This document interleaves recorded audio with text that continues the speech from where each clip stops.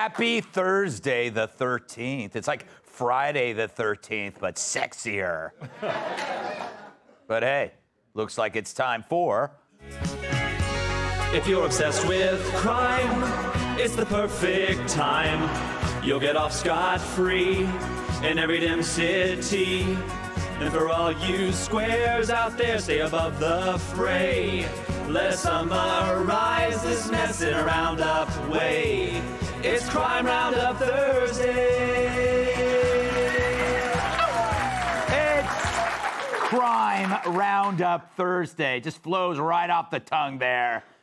First, let's go to The View, where I'd like to report a murder. I was fired from the Five. I had a very toxic relationship with another of the cast members. Which one? Is it Ryan with I may get there. I may get there. If you really if you check the internet. And also, I thought that it was very unfair that I was not judged objectively in our disputes, but rather he was always favored. No. Poor thing. In lieu of flowers, we've set up a GoFundMe page to get him a barber. But I credit The View for finally finding a guest with a bigger mustache than their panelists. Yeah, they're a hairy bunch. On to California, where Dems just blocked a bill to make child trafficking a serious felony. Why would you do that? It would have punished criminals convicted of child trafficking with 25 to life in prison, but the Dems in the Assembly actually blocked it. And why? They were worried it might lead to longer sentences. Isn't that the point, you idiots? You want a dumb sentence? You dumb pedophile-supporting, child-mutilating, criminal-ass kissing, overtaxing, morally bankrupt, drug addict, street poopers. You are putting innocent children in danger. Tell us how you really feel. I gotta calm down. Now, let's go to NYC, where Manhattan DA and human hot pocket Alvin Bragg admits even his policies put his own children in danger. I know the statistics that transit crime is down, but when one of my family members gets on the train, I too get a knot in my stomach. Oh, he's got a knot in his stomach. You should be grateful it's not a bullet. He's putting his own kids in danger to support a destructive ideology. That is some dad. If anyone deserves to be mugged by reality, it's him.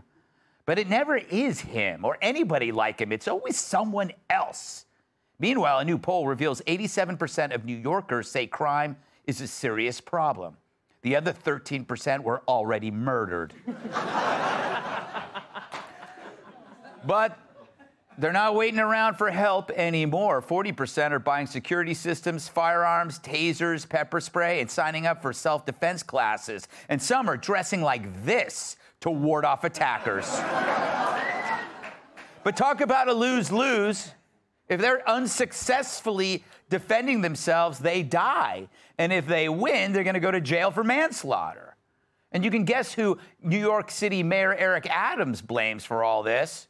Here's a hint. Not Eric Adams. He says crime itself isn't a problem. The fact that you know about the crime is. Because unless you've already been murdered, you probably start your day picking up the news. They start their day picking up the news, the morning papers. They sit down and they see some of the most horrific events that may happen throughout the previous day. It plays on your psyche. First of all, the morning paper? What is this? 1977? I mean, yeah, that's my morning. I walk outside to get the morning paper, and hopefully the milkman has already come. Then I go back inside and I churn my butter. But it's our fault for reading the stories. No, dude, it's not like crime reporting is a brand new idea from the 2020s. It was there under Bloomberg and Giuliani. There was just less of it because there was less crime. The mayor says it's the media creating the perception. That's post-George Floyd, the media buried all the stats on crime and even lied about the explosion in crime. If the media had actually done their job, how many lives do you think would have been saved? I mean, do I have to play this damn tape again to remind you how much they gaslighted a country? If you watch a certain state TV and you listen to conservative media, you would think that, you know, entire cities are just, you know, embroiled in fights and fires and whatever. We went out and had a great dinner in New York City tonight. People actually walked up to us and said thank you. New York City was not, you know, a hellscape. They just walked up and said thank you. You're a lying, blood-covered seriously. But as bad as things are in New York City, at least we got one thing going for us. We're not Chicago. Hell, I think people say that in Mogadishu. In Chicago, crime spiked by almost 90% since 2021. The good news, they got rid of that day-walking, bug-eyed, drool-dripping goblin. The bad news is, the new guy, he might be worse. Chicago Mayor Brandon Johnson just released a thick report titled The Blueprint for Creating a More Just and Vibrant City for All. And if you think his blueprint includes stopping crime, you're nuts. In fact, Mayor Johnson wants to reduce crime fighting due to its racial disparities. But what if some races, for whatever reason, commit more crimes? Do we completely stop punishing those crimes to come to a number where we're all the same? That doesn't make any sense. And they say rampant crime is caused by over-policing, but crime skyrocketed when the police were defunded, just as we predicted. And yet they lie, and the media continues to let them lie. Just look at this from that same report. Quote, "It's hard to trust people who don't look like you."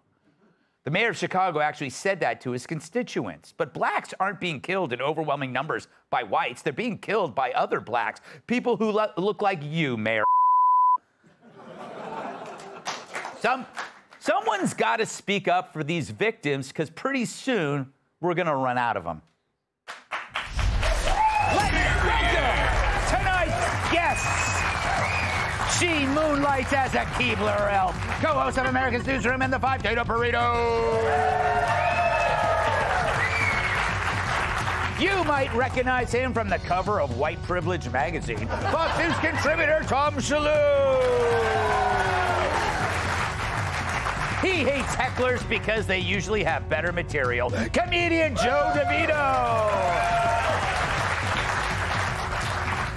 And finally, she's like a Post-it note. Small, thin, and sticks to most surfaces. Fox News contributor Kat Tipp. Double there. Hi, Dana. How you doing? Great. How are you? I am fantastic. Do you care to comment about this morning's episode of The View? Or shall we just ignore it like a piece of filth drifting down the sidewalk? No need to punch down. Yeah, why shall we punch down? We shall not. Although I do it every day. That's how I get my exercise, punching down. Can I say that Geraldo not being comfortable with on-air friction? This was a show. Do you remember his syndicated show? Yes! He'd be like, my next guest is a black guy and a Klansman. Yeah! Let's see what happens Let's see what happens. Yeah, he did not in any way contribute to the downfall of our society. So,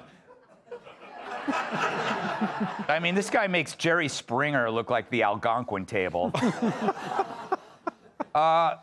What do you make of these excuses that these politicians are making? A lot of politicians will always blame the media, right? And I think it's just so despicable. It's not true. And now you can blame the media for being biased about things. And you can also blame the media for ignoring a story. So for example, and maybe we'll talk about it here, but the Hunter Biden story, the media has been very curious, curiously, intellectually uncurious about this whole thing. Now for Mayor Adams, it's like turning into Lori Lightfoot, right? Because she started to blame the media as well. It's like, if you guys are just covering the bad news. And I know politicians get frustrated. Biden's frustrated because he's saying, guys, don't you see that price of eggs are down? Why don't you think the economy is so much better? Mayor Adams said, I don't want people, my job is to make people feel different than how they feel. But people feel how they feel because of everything that's around them. It's not just what they see on the news, it's their lived experience. And I think the other thing that's happening in New York and maybe in other cities as well, these fine folks could tell us, is that you see what's happening in the media, then you walk across Times Square 3 times, as I did the other night, and it was shocking.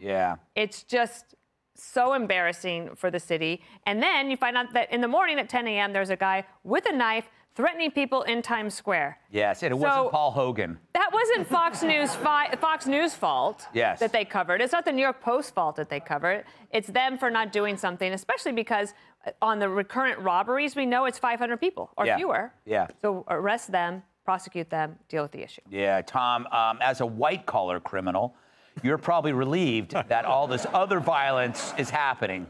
That's true.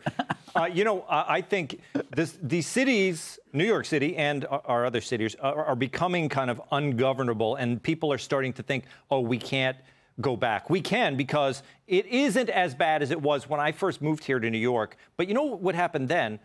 In the early 90s, we had the Guardian Angels. You remember Curtis Sliwa? Of course. And this is when citizens were taking vigilante action, and they weren't walking around with weapons. They just went in and they were Guardian Angels. I would love to join the Guardian Angels, not because I'm tough, but because I look great in a beret.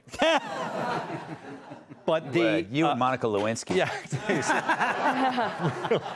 So true. Yeah. It's so true. But when citizens started doing that, it was like the politicians didn't like it then either. Yeah. And the police didn't like it. The chief of police at the time, they didn't like the Guardian Angels, and the politicians didn't like the Guardian Angels. Why? Because it was an embarrassment, because citizens were having to protect themselves. But what that did, seeing those Guardian Angels made New Yorkers wake up, and they said, you know what? Why aren't our politicians able to handle this? And we elected Giuliani, we had Chief Bratton, and we changed things. So things can go back. It's just that people have to be motivated, so maybe we need the Guardian Angels once again. That's a terrible... It's kind of sad, Joe, when people are applauding the return of a vigilante group. Yeah, especially if it's the same Guardian Angels who are in their 70s now. Yes. Oh, they're like Pacino in Godfather 3. Oh. They want me back in. I'm drooling. So tell me, Joe. Joe, are you scared to come to work? Well, yeah, but it's mostly because of the people I encounter when I'm here. Yes. It's not actually I think Chicago is going to get it good and hard what they voted for, because Lori Lightfoot left them some tiny little shoes to fill, because she's a strange little elf-like creature. But this blueprint for the city, it's more like a chalk outline for Chicago at this point. And they seem shocked at the idea that if you do not imprison criminals, you don't positively affect the crime rate. It's ridiculous that they don't see the connection between their policies and then what happens. And we're starting to see it in New York now too. And it's really unfortunate. The big cities don't have to be this way, but like Tom said, it's a small group of people who cause most of the trouble. Put them in jail, and you see the rap sheets, and you think, why is this person out? And you can tell that as soon as you start to read the story, and when they talk about wanting to do... Anytime you see social justice, you know, it's not justice. When that shows up, that means the person's a skell, a real criminal. It's like bad. Somebody really bad when they go, he's being released because social justice, and you go, oh, God, no. This person's going to re-offend. Cat. Does Alvin Bragg piss you off? Talking about how he is nervous about being on the subway after he helped release every offender on the subway? I think a lot of people are nervous because the traffic is, like, out of control. That's true. You know, nobody's punching me in the face because I'm in a car, but sometimes you feel like you wish they would. Yeah. Because it took me 15 minutes to go 2 blocks. Yeah. And I think that these are things that people notice. I think everything is Can make the connection. They're doing that because they're not taking the subway. I think so, yeah. And I think people are afraid. I think that people who live here, they're not concerned about it being politicized. Same thing as in California with this child sex trafficking bill where someone was like, well, we don't want to negatively impact these disadvantaged communities. I'm like, if you're trafficking kids, I'm cool with you having some disadvantages thrown your way. Yeah, who are they protecting? And Gavin Newsom actually went against them and was like, oh, you know, I think this is good. It's like, imagine that, being like so bold to go with the other party on such a contentious issue, apparently, of trafficking kids. Yes. And by the way, we're not talking about good trafficking, right? Like getting them across the street. This is bad trafficking. Hey, Sean Hannity here. Hey, click here to subscribe to Fox News YouTube page and catch our hottest interviews and most compelling analysis. You will not get it anywhere else.